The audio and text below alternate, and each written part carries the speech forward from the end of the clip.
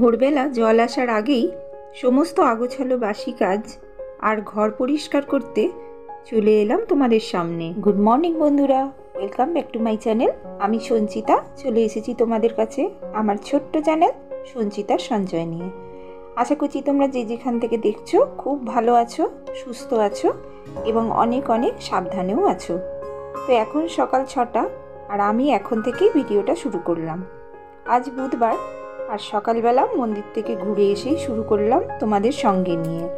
আশা করব তোমরা আমার সঙ্গে শেষ পর্যন্ত থাকবে এবং ভিডিওটা পুরো দেখবে। আশা রাখছি আজকের ভিডিওটা তোমাদের ভালো লাগবে। যদি ভালো লাগে তাহলে যাবার সময় একটা ছোট্ট লাইক দিয়ে যেও। আর যে সমস্ত নতুন বন্ধুরা আজ প্রথম আমার ভিডিওটা দেখছো, তাদের ইচ্ছা হলে আমার পরিবারের সদস্য হয়ে আমাদের সঙ্গেই থেকে যেতে পারো। তাই তোমাদের সঙ্গে নিয়ে আমার আজকের পথ চলা শুরু করেছি। যেহেতু ওর বাবা বাড়িতে নেই, তাই আমাদের ইচ্ছা মতোই কিন্তু আমরা ঘুম থেকে উঠছি আর নিজের কাজগুলো সব তাড়াতাড়ি শেষ করে ফেলে সময়কে হাতের মুঠোয় করে ফেলার বৃথাই চেষ্টা করছি। কারণ সময়কে কেউ হাতের মুঠোয় নিতে পারে না। আমাদের যদি কোনো কাজ করার প্রবণতা থাকে তাহলে সেই সময়ের সঙ্গে আমাদেরকেই কিন্তু দৌড়াতে হয় এবং দিনের শেষে একটা ক্লান্তি মাখা শান্তি অনুভব করে, যেটা আমাদের আরও সামনের দিকে এগিয়ে নিয়ে যেতে সাহায্য করে। আমাদের বুদ্ধি শক্তি সঙ্গে সুন্দর একটা পৃথিবী দিয়েছেন ভগবান, নিজেদের প্রমাণ করার জন্য, নিজের গুণগুলোকে মেলে ধরবার জন্য। আর আমরা যারা ঘরে থাকি, ঘরের সমস্ত কাজকর্ম করি এবং নিজের ঘরটাকে আমরা মন্দির মনে করি। এই মন্দিরে সেই সমস্ত দেবতারাই থাকেন যাদের নিত্যদিন আমরা সেবা করি। আবার কিছু মানুষ আছে যারা সচল মূর্তিকে অবহেলা করে, জানো, পাথরের মূর্তিকে বেশি বিশ্বাস করে। ভগবান কিন্তু যুগে যুগে অবতার হয়ে এসেছেন এই সমস্ত যে সকল মানুষের মধ্যে ধারণা আছে যে আমিই বড়, আমিই শ্রেষ্ঠ এবং আমি সব কিছু করতে পারি, এই ধারণাটাই মনে পুষে রেখে সে অনেক ছোট নিচু কাজ করে যায়, কারণ নিজেকেই সে ভগবান মনে করে। তাই সমস্ত মানুষের মধ্যে, সমস্ত জীবের মধ্যে সে ঈশ্বরকে দেখতে পায় না। ঈশ্বরকে শুধু একমাত্র ওই মূর্তির মধ্যেই সে মনে করে যে নিশ্চল ওই মূর্তি, তার ভেতরেই বোধহয় একমাত্র ঈশ্বর থাকে। কিন্তু প্রত্যেকটা জীবের মধ্যে যে ঈশ্বর থাকে সেটা জানে না। আর ভগবান কিন্তু তাকে ছলনা করেই আরও বাড়তে দেয়, যে সে কত বাড়তে পারে দেখা যাক। পাপের ঘড়া যখন পূর্ণ হয় সেই তখন কিন্তু আছাড় মেরে ওপর থেকে ভগবান এমন ফেলে দেয় যে তার আর ওঠার ক্ষমতা থাকে না। এমন অনেক মানুষ আছে দেখবে যে ভগবানের যখন আমরা কোনো পুজো করি বা কিছু করি, ভগবানের সামনে ওই নিশ্চল পাথরের সামনে আমরা অনেক ভালো ভালো জিনিস, মানে নিজের ক্ষমতার বাইরে গিয়েও আমরা ঠাকুরকে ভোগ হিসাবে তুলে ধরি। কোনো পুজো হোক, দেখবে আমাদের কোথা থেকে যে সমস্ত কিছু জোগাড় হয়ে যায় আমরা নিজেরাই বুঝতে পারি না। সেটা অবশ্য ভগবানেরই ইচ্ছা, তাই জন্য তিনি তার নিজের জোগাড় নিজেরই করে নেন।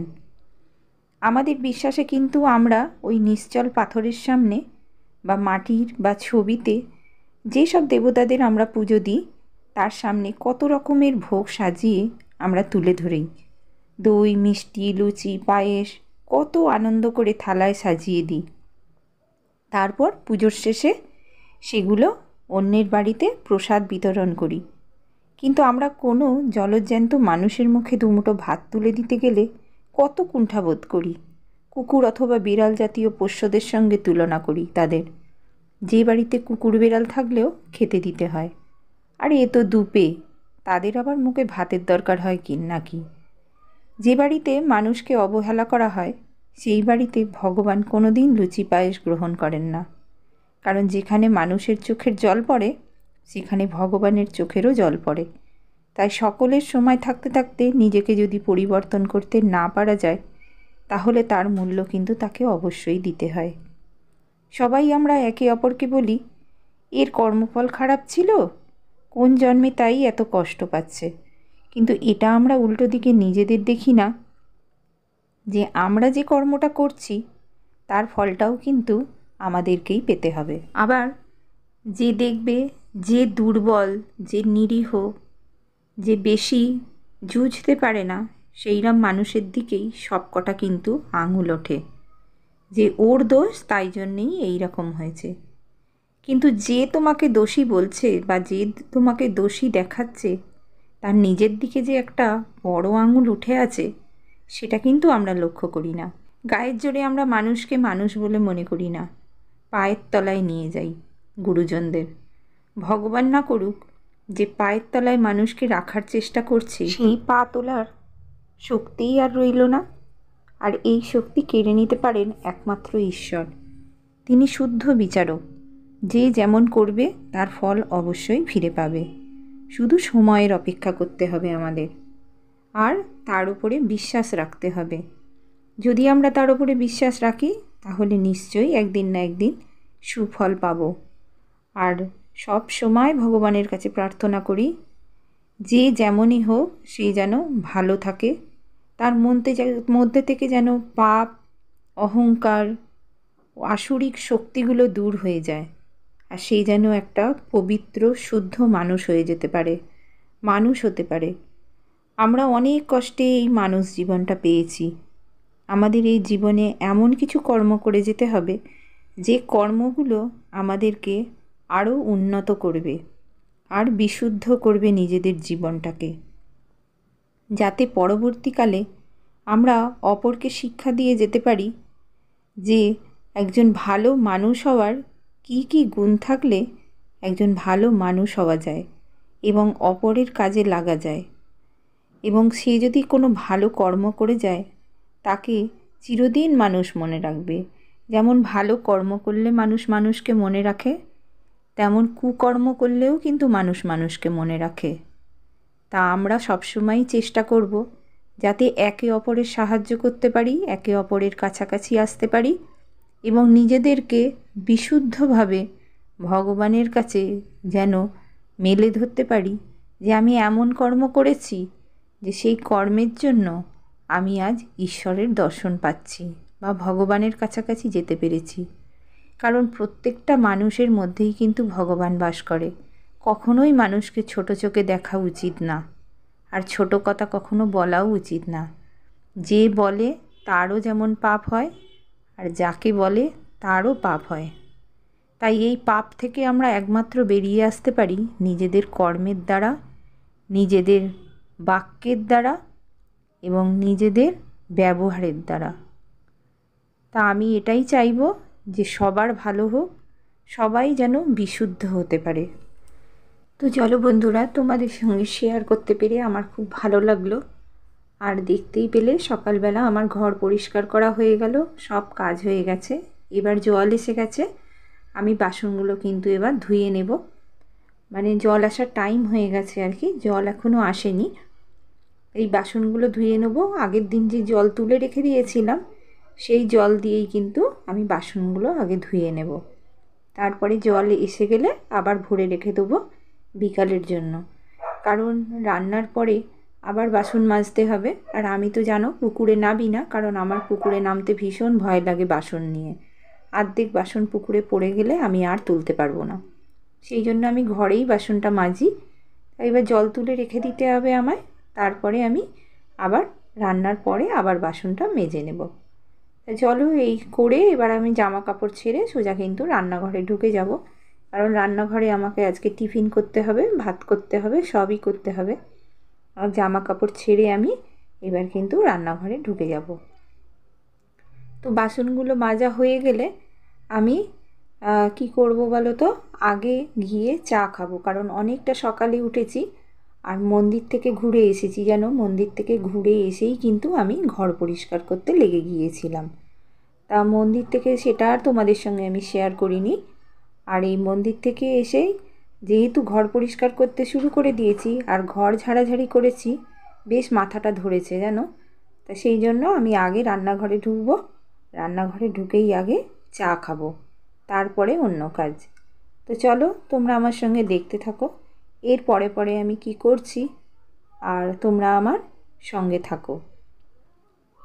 তো রান্নাঘরে ঢুকেই যেরকম প্রতিদিনের মতো আমি প্রণাম করি, সূর্য প্রণাম করে নিলাম। সূর্য প্রণাম করে নিয়েই কিন্তু আমি চাটা করে নিয়েছি।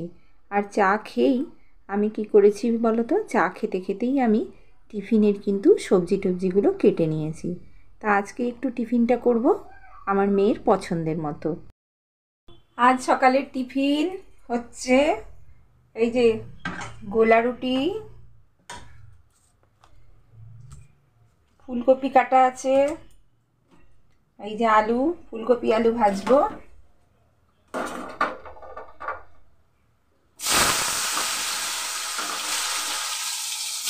আলুটা আগে একটুখানি নেড়ে নিই, তারপরে ফুলকপিটা দেবো।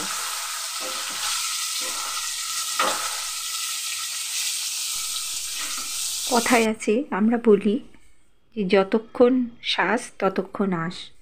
আমরা আশা রাখি যে পৃথিবীটা একদিন খুব সুন্দর হবে, সবাই সবার সঙ্গে মিলেমিশে থাকবে, একটা পবিত্র পৃথিবী আমরা দেখতে পাবো, যেখানে কেউ কারোর সঙ্গে মারামারি করবে না, যেখানে কেউ কাউকে হিংসা করবে না, লোভ থাকবে না, এবং একে অপরকে সাহায্য করবে, সাহায্যের হাত বাড়িয়ে দেবে, এবং প্রত্যেকের প্রতি সমব্যথী হয়ে থাকবে, যে একের কষ্টে আরেকজন যেন ঝাঁপিয়ে পড়তে পারি, এবং সবাইকে নিজের মনে করে ভালোবাসতে হবে।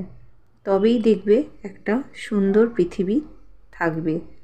আর যেখানে লোভ, হিংসা, পাপ, মারামারি, দাঙ্গা, অপরাধ, সেখানে জানবে কোনোদিনই কিন্তু সেই পৃথিবী সুন্দর হবে না, এবং সেই পৃথিবীতে শুধু অপরাধী বেশি থাকবে, আর সেখানে অপরাধীও বেশি থাকবে।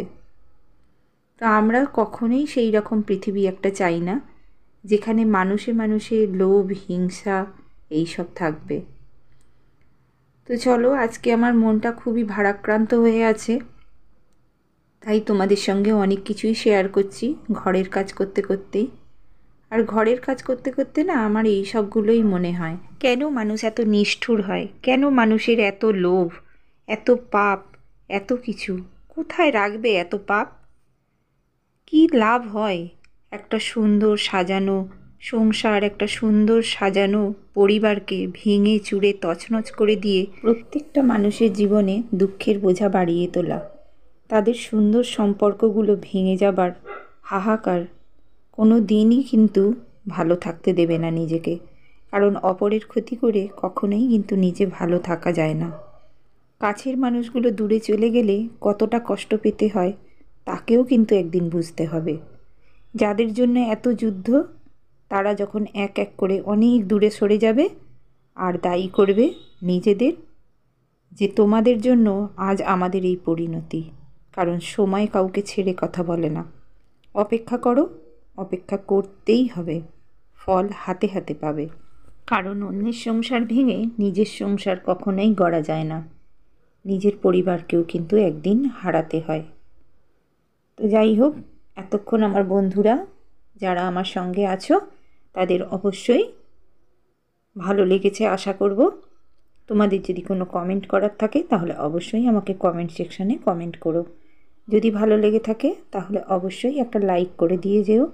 আর নতুন বন্ধুরা যদি আমার সঙ্গে তোমরা জুড়ে থাকতে চাও তাহলে অবশ্যই একটা সাবস্ক্রাইব করে দিও। সবাইকে আমার তরফ থেকে অসংখ্য ধন্যবাদ ভিডিওটা শেষ পর্যন্ত আমার সঙ্গে দেখার জন্য। তো চলো, আজকে তো শেষ হয়েই গেল। আমি কিন্তু তোমাদের সঙ্গে কথা বলতে বলতে আমার মনের যন্ত্রণাগুলো শেয়ার করতে করতে তোমাদের সঙ্গে আমি কিন্তু দুবেলার রান্নাই করে নিয়েছি। আর যেহেতু এখন খাবো না, এখন প্রায় 11টা বাজে, আমি কিন্তু স্নান করতে চলে যাব, এবং স্নান করে এসে এবার আমি পুজো করে নেব। তারপর তো আমার খাওয়া দেরিতে, এখন তো খাবো না। তো তোমরা সবাই দেখতে থাকো, আর একটা ভিডিও নিয়ে আসছি, ততক্ষণ তোমরা আমার সঙ্গে থাকো। স্নান হয়ে গেছে বন্ধুরা, এইবারে আমি পুজো করব, আর তারপরে খাবো। তো চলো, তোমরা এতক্ষণ ধরে যারা আমার সঙ্গে আছো তাদের অসংখ্য ধন্যবাদ। দেখা হচ্ছে আরেকটা ভিডিও, ততক্ষণ টাটা।